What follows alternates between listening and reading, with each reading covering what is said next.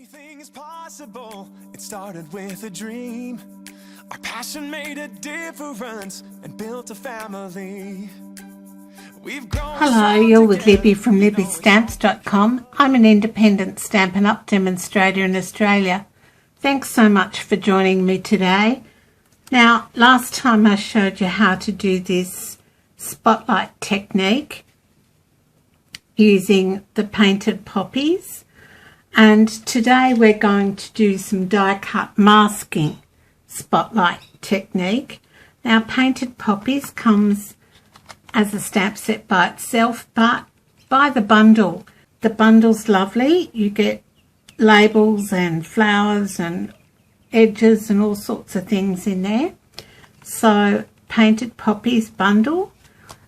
And we're also using the Peaceful Moments, which also comes with the Poppy Moments dies. Now, if you buy these as a bundle in the current catalogue, they're 10% off, and we all like a bargain, don't we? As I said, last time I showed you how to do this technique. Today we're going to ramp it up a little bit. Alright, so I've got some shimmery white cardstock cut to 14.4 centimetres by 10 centimetres and some Balmy blue cut the same size, and I've already got my images loaded up. I'm using my Stamparatus because I want both the images to be in the same place today, and your Stamparatus ensures that you get that organised. Place a stamp case or something underneath the lid of your Stamparatus when you go to stamp, just so that it's even. Alright, I'm going to bring in the Balmy blue first. Now, as I said, I've already got my stamps placed on my Stamparatus, and I'm going to bring in my Embossing Buddy and just go over that. Good tip for to remember to use your Embossing Buddy is to put it with your Versamark, store it with your Versamark with an elastic band around it. That way you won't forget to use it. Then I'm just going to come in with my Versamark and ink up and then stamp down. Now, another reason I've done it on the Stamparatus is so I could see where my die cut will go, and it'll fit just nicely there. So I'm going to use white Stampin' Emboss powder on this one. So I'll just bring in my powder, sprinkle it over my image and my sentiment, make sure I get a good coverage, tap off the excess. Great. Alright, now for the next one I'm going to use copper Stampin' Emboss powder, and I'm bringing in my shimmery white piece. Probably don't even need the magnet, but I just like to use it. Again with my Embossing Buddy. I don't need to do the stamps because I did them before. Ink it up. Make sure you ink it up well. And bring over the plate. Press down. And we're done. And I'm going to... I didn't put my fingers on that. So, another good reason to use your Stamparatus is in case you mess up like I just did, re-ink, because you haven't moved the stamps or the card, and just stamp down again. Thought I might have put my big fat fingers on. Alright, and this one we're going to do in copper. Stampin' Emboss powder. So, same thing again. Tap off the excess.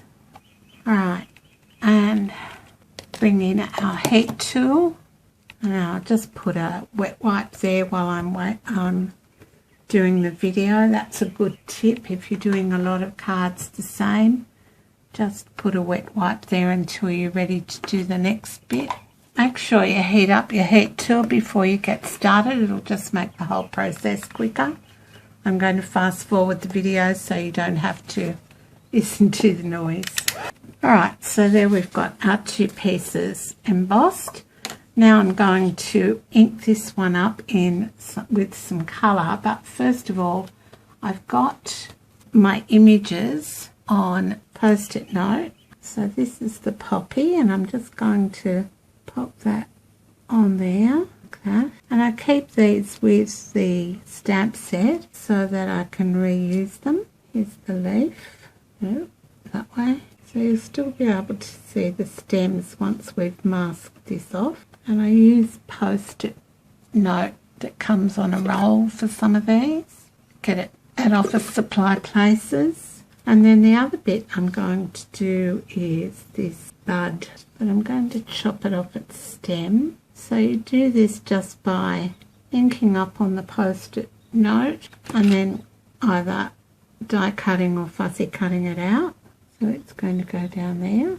Just going to use my tweezers to place that a little bit better. So that's our die cut masking. Well, that's our masking for this technique. Now I'm going to bring in some sponge Brayers, and I'm going to start with Balmy Blue on Balmy Blue. So open up your ink pad, and with your sponge brayer it's important just to go in one direction on your ink pad so that you're not building up a line of ink in one place. And then you just start off your card and come on. Start off your card and come on. So you just keep doing that until you have a layer of colour that you're happy with. And I'm just going to bring that colour down a little bit. I sort of operate on the rule of thirds, so I do it about 1/3 of the way in case you're wondering. And the white embossing powder will just resist the ink. Then I'm going to come in with some Coastal Cabana. Same principle again. Ink it up, start off your card and work your way down. And those masks will be resisting the ink as well as the embossing powder. Now I'm just going to turn that around, move up to the top, turn it around so I'm getting some ink going this way. See how it blends in nicely. Alright, and then the last colour I'm going to use is Pretty Peacock, and I'm just going to change sponges because it's a darker colour. Now to do that's quite easy. Just pull the plastic handle and these come out. I store all mine in a clear wood mount case. Makes it easy. So you just put it on by pulling. Ink up, going in one direction and then onto your card. Ink up, going in one direction and onto your card. Alright, I'm just going to turn that around and I'm going to go right up to add some colour. Lovely, I think that'll do. So, alright, then just come in with some paper towel and just go over the embossing to get off any of that excess ink. So, in with my tweezers and I'll just take those masks off. There we go. Now it's time to bring in our big shot. And we're going to die cut these with the stitch shaped circle die. And I'm just going to do that about there. There we go.